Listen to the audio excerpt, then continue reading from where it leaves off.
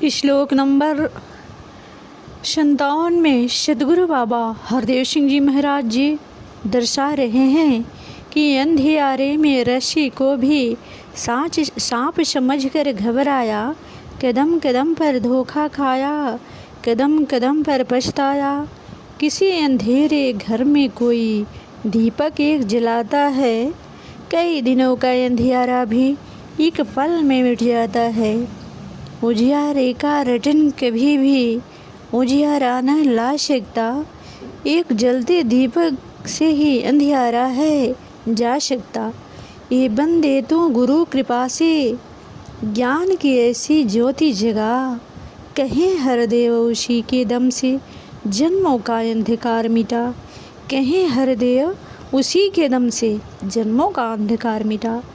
जैसे कि कहने का भाव हुआ कि सदगुरु हमारे ज़िंदगी में ये समझाना चाह रहे हैं कि जो हम अंधियारे में रस्सी को जैसे कि सांप समझ करके और घबरा जाते हैं अचानक से, वैसे ही यह ज़िंदगी हम जो हमारे नज़रिया से दिख रहा है, ये सारे इसी को हम सच मान करके और इसी में ज़िंदगी जीने लगते हैं, इसी माया के साथ में जीवन को जोड़ देते हैं। लेकिन वास्तव में यह सत्य नहीं है। जैसे कि अगले लाइन में बता रहे हैं कि कदम कदम पर धोखा खाया, कदम कदम पर पछताया, कदम कदम पर भरमाया। जैसे कि हम कोशिश करते हैं, प्रयास करते हैं आगे बढ़ने का और ज़िंदगी में अपने सफल होने का, लेकिन वही जितने हम कदम कदम पर प्रयास रखते हैं आगे बढ़ने के, लेकिन वही कदम कदम पर हम धोखा खा जाते हैं और हर कदम पर पछताने लगते हैं। यह जो कुछ भी माया रूपी धन है, हम उसे इकट्ठा करते हैं और ऊपर करना चाह रहे हैं, लेकिन वो सारे माया है, वो ऊपर कभी ले नहीं जा सकता है। वो हमारा ज्ञान जब तक हमारे ज़िंदगी में नहीं आएगा, तब तक यह ज़िंदगी की यही दशा होगी।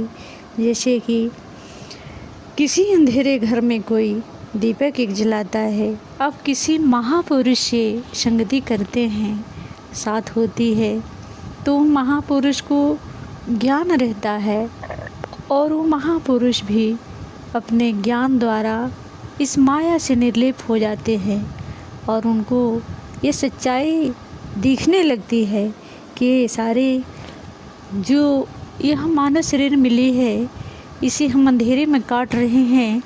लेकिन जब वो मनुष्य की दृष्टि पड़ती है, वो महापुरुष की दृष्टि पड़ती है, तो वह दीपक से हमारे दिल के अंधेरे, हमारे आत्मा के अंधेरे में प्रकाश आ जाता है।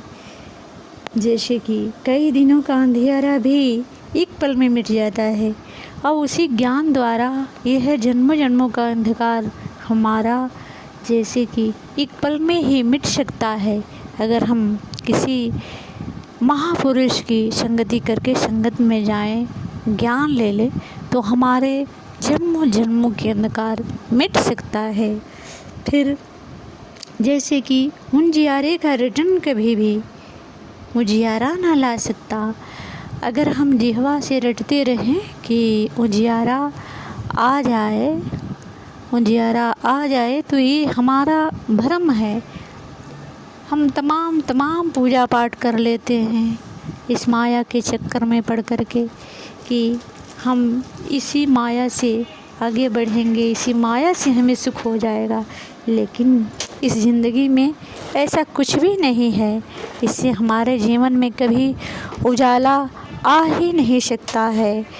एक जलते दीपक से ही अंधियारा है जा सकता। अब हमारे ज़िंदगी में अंधकार तभी मिट सकता है जब किसी महापुरुष के चरणों में हम संगति जोड़ के और सद्गुरु के पास तक पहुँचेंगे और ज्ञान का मार्गदर्शन करेंगे, तो वहीं हमें आत्मा को शांति, सुरूर मिलेगा और जीवन में सुख मिलेगा। और यह हमारे जो मानव शरीर का जन्म है वह हमारे पूर्ण हो जाएंगे। ये बंदे तो गुरु कृपा से ज्ञान की ऐसी ज्योति जगा, जैसे कि ये शरीर को जब हमें मिली है तो हम जब सद्गुरु के चरणों में जाते हैं तो हमारे को गुरु कृपा होती है।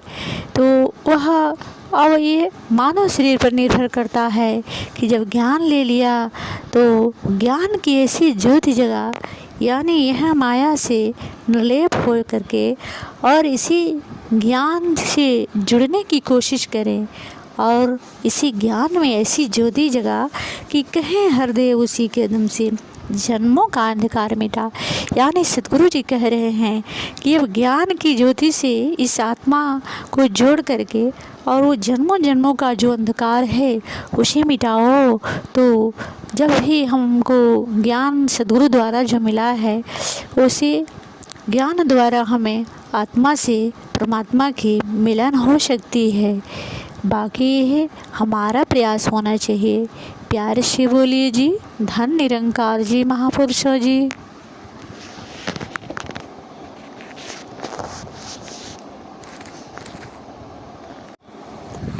श्लोक नंबर 58 में सतगुरु बाबा हरदेव सिंह जी महाराज जी दर्शा रहे हैं कि आत्मा का तो सफ़र है लंबा, तन का छोटा सफ़र यहाँ।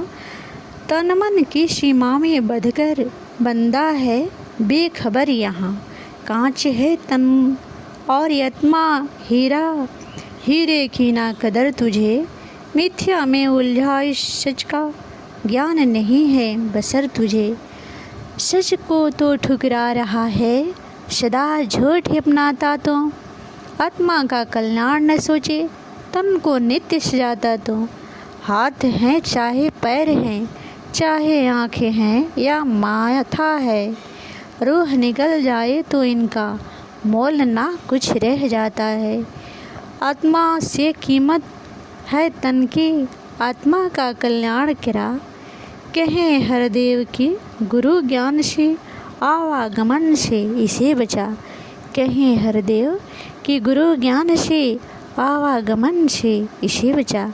जैसे कि सतगुरु जी हमें कहीं ना कहीं ये समझाना चाह रहे हैं कि आत्मा का तो सफ़र है लंबा, तन का छोटा सफ़र यहाँ।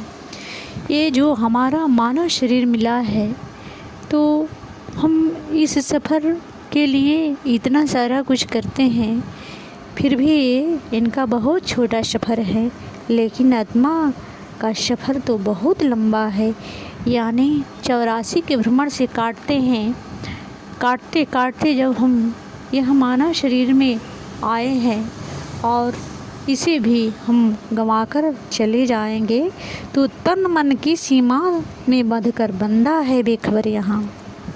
जैसे कि अब यह तन मिला हमें तो तन मन की सीमा में बंधकर बंदा है बेखबर यहाँ। अब इस सीमा में बंधे हुए हैं, ये माया में जकड़े हुए हैं और इसी में हम बेखबर हो जाते हैं।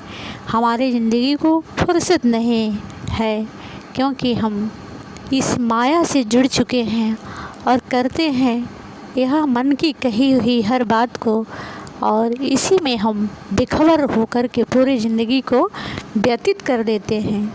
जैसे कि कांच है तन और आत्मा हीरा, हीरे की ना कदर तुझे। कांच है यह तन शीशा की तरह है, जैसे आत्मा एक हीरा की तरह है। अब तो इस हीरे की ना कदर कर रहा है, मतलब इस हीरे की खबर तुझे नहीं है कि यह हीरा जन्म मिला है। कहा गया है कि यह मानव शरीर हीरा से भी कीमती है। तो हम इस हीरे की कदर नहीं करते हैं और फिर इसी कांच के लिए पूरे जीवन व्यतीत कर देते हैं। जैसे मिथ्या में उलझा उस सच का ज्ञान नहीं है बसर तुझे। जैसे यह मिथ्या अनर्थ में हम उलझकर इसी सच ज्ञान नहीं है, हमें सच का ज्ञान जब नहीं है तो हम यह जीवन को क्या सजाएंगे। जैसे सच को तो ठुकरा रहा है, सदा झूठ ही अपनाता तू। अब हम इसी अज्ञानता में पड़ कर के और हमें कोई कहे कि चलिए आप भक्ति कर लीजिए, तो हम इस माया में इतने व्यस्त हो जाते हैं कि हम इस सत्य से जुड़ने का नाम नहीं लेते हैं। कहते हैं कि हमारे मन चाहे चलेगी और हमारे पास कमी क्या है कि हम भक्ति करने जाए और हम इसे ठुकरा देते हैं। जैसे कि आत्मा का कल्याण न सोचे तन को नित्य सजाता है। हम इस मिट्टी की शरीर जो मिली है इसे रोज़ सजाते हैं, नहाते हैं, धोते हैं और इनके भोजन इनको क्या चाहिए हर दिन इनकी पूर्ति करते हैं।